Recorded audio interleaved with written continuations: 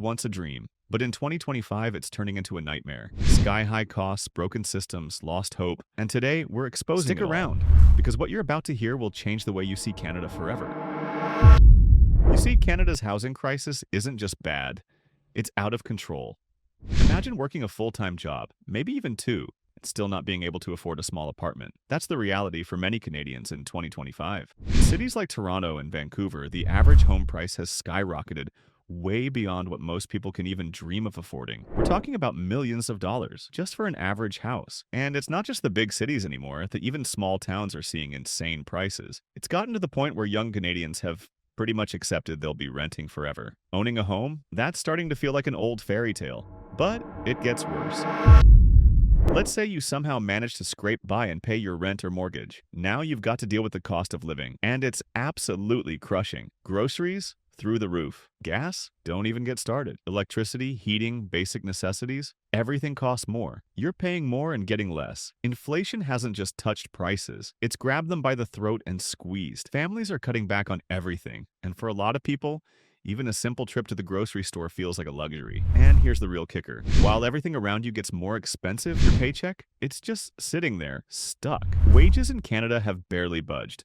So while the cost of living skyrockets, your earnings stay almost exactly the same. It's like running on a treadmill that's speeding up every second. And no matter how hard you run, you're falling behind. This triple threat, insane housing prices, skyrocketing living costs, and stagnant wages, has created a perfect storm. Canadians aren't just struggling, they're drowning. And for the first time in decades, many are asking themselves a terrifying question. Is this country even built for us anymore? And honestly, can you blame them? And just when you think it can't possibly get any worse, it does. Because it's not just about money problems anymore. It's about survival. Right now, 1 in 4 Canadians is living in poverty.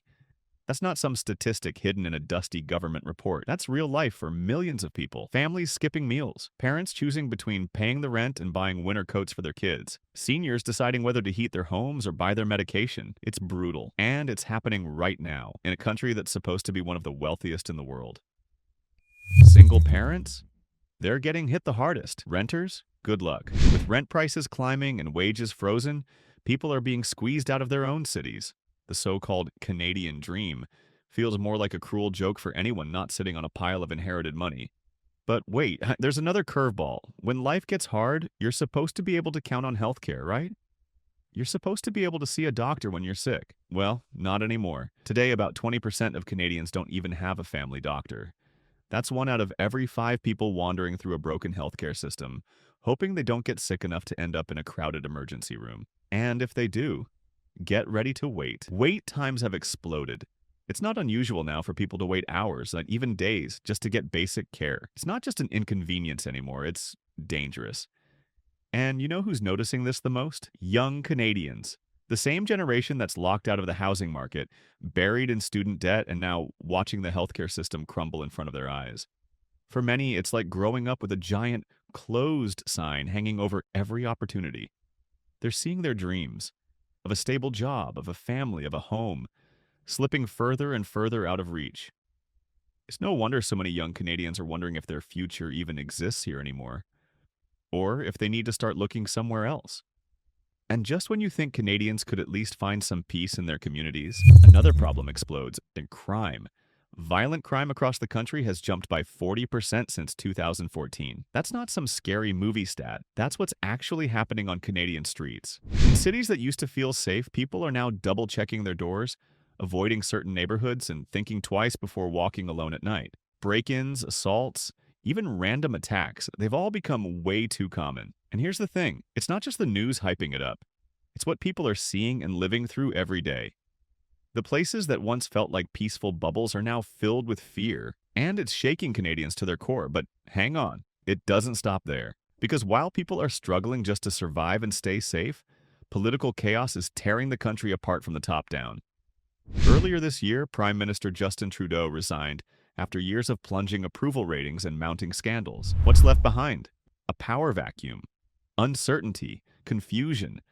Canadians aren't just frustrated with politicians, they're losing faith in the entire system. And can you blame them? It's hard to believe in a government when you're working 2 jobs and still can't afford groceries. When you sit 8 hours in an ER waiting room, When you watch leaders fight each other instead of fixing what's broken, and just when you think the drama is all local, boom, the problems go international. Relations with the United States, Canada's biggest trading partner, have gone ice cold.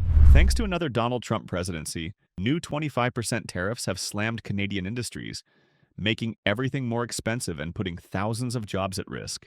It's like a 1-2 punch. The economy's hurting at home, and now outside forces are making it even worse. So here's the brutal truth.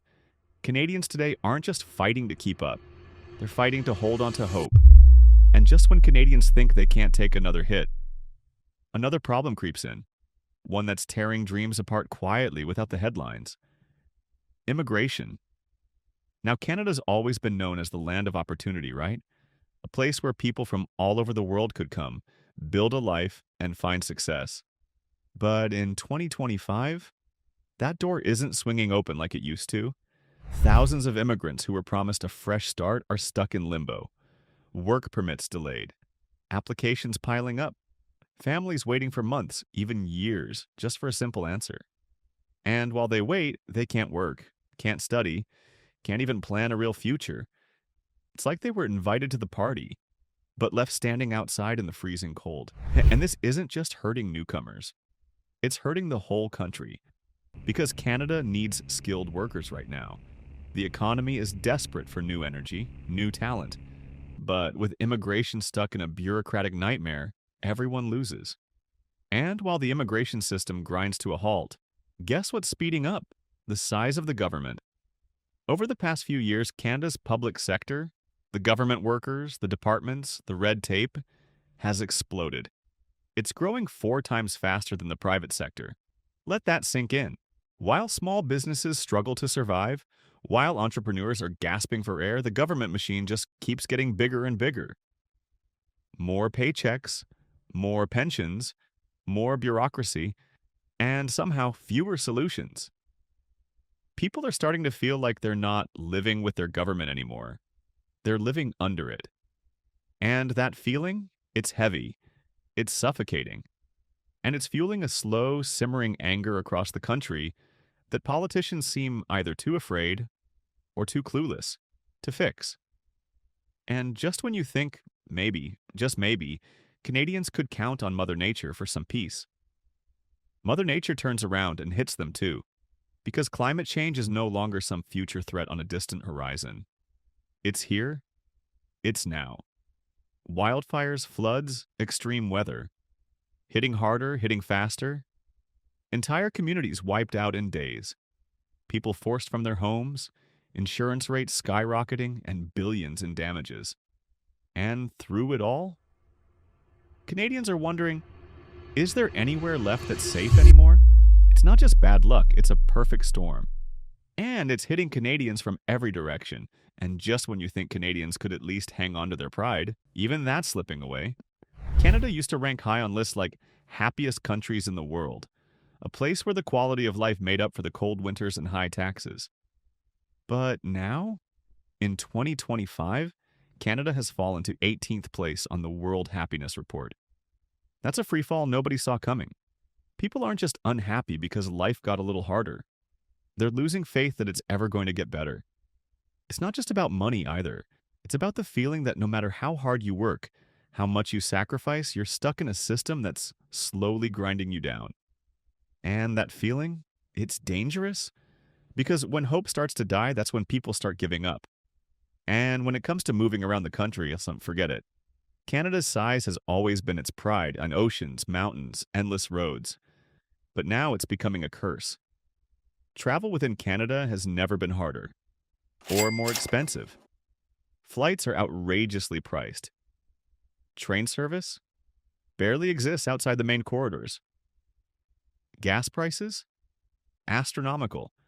If you want to visit family across the country or take a vacation inside your own borders, get ready to empty your bank account.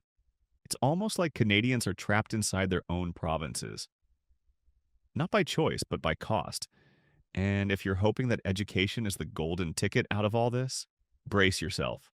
Because the education system isn't offering the escape route it once did. Tuition fees are rising, student debt is suffocating. Getting a degree used to mean opportunity Now it feels like buying a ticket to a lifelong financial burden. Graduates are walking out of university not into good-paying jobs, but into low-wage gigs and mountains of debt they can barely pay off. Imagine spending 4, 5, even 6 years working your tail off, only to end up right back where you started, broke, frustrated, and stuck. That's not just a broken system, that's a broken promise. And the cracks in that promise? They're getting harder and harder to ignore. And just when you think Canada might be gearing up to fix things, another brutal truth slams into view. Canada is falling behind. In a world that's sprinting toward the future, AI, tech innovation, green energy revolutions, Canada is barely jogging. Investment in technology and innovation has flatlined compared to other countries. While places like South Korea, Germany, and even parts of Africa are racing forward, Canada is getting left in the dust. And here's the scary part. It's not just about missing out on cool gadgets. It's about missing the next wave of good jobs, booming industries, and future security. Falling behind in tech today means falling behind everywhere tomorrow. It means Canadians will have fewer opportunities, fewer new businesses, fewer chances to actually build something for themselves. And once you lose that edge, it's almost impossible to get it back. But if you think being stuck in a slow economy is stressful, imagine what it's doing to people's minds. Right now, Canada is facing a full-blown mental health crisis. More people than ever are battling anxiety, depression, and burnout. And they're doing it with almost no support. Waiting lists for therapy stretch for months. Counseling costs a fortune if you have to pay privately. And for many, the weight of daily life, the bills, the uncertainty, the hopelessness, feels heavier than ever before. It's not just a few people struggling quietly behind closed doors. It's happening in every community, every school, every workplace. And the system that's supposed to catch them when they fall? It's missing. And looming over it all, there's a shadow that's only getting bigger: an aging population. Canada's seniors are living longer, and that's a good thing. But it's stretching the healthcare system, the pension system, and the economy to the breaking point. More seniors means more medical care, more housing needs, more financial support. And right now, Canada simply isn't ready. Younger generations are already drowning under costs. And now they're staring down the reality that they'll have to support a growing number of retirees too. The pressure isn't just building, it's reaching a boiling point. And if something doesn't give soon, Canada could be heading for a breakdown even bigger than anyone is ready to admit. And after everything Canadians have been hit with, the housing crisis, the crushing cost of living, the broken promises, there's still one more crack running deep through the heart of the country. Today, Canada feels more divided than ever, not just politically, but socially, culturally, emotionally. There's this growing sense that instead of being one nation, Canadians are living in completely different realities, barely understanding each other. Debates over immigration, Indigenous rights, climate change, healthcare, and even free speech have turned into bitter fights. The polite disagreements Canada was once famous for? Gone. Now it's anger, suspicion, mistrust. It's families fighting at dinner tables, friends unfollowing each other, communities splitting apart. And this division isn't just ugly, it's dangerous. Because when a country stops believing in a shared future, when people feel like us versus them all the time, when the idea of Canada itself feels fractured, that's when everything, absolutely everything, starts to fall apart. It's no longer just about politics, it's about survival. It's about whether Canada can still be Canada in the years to come.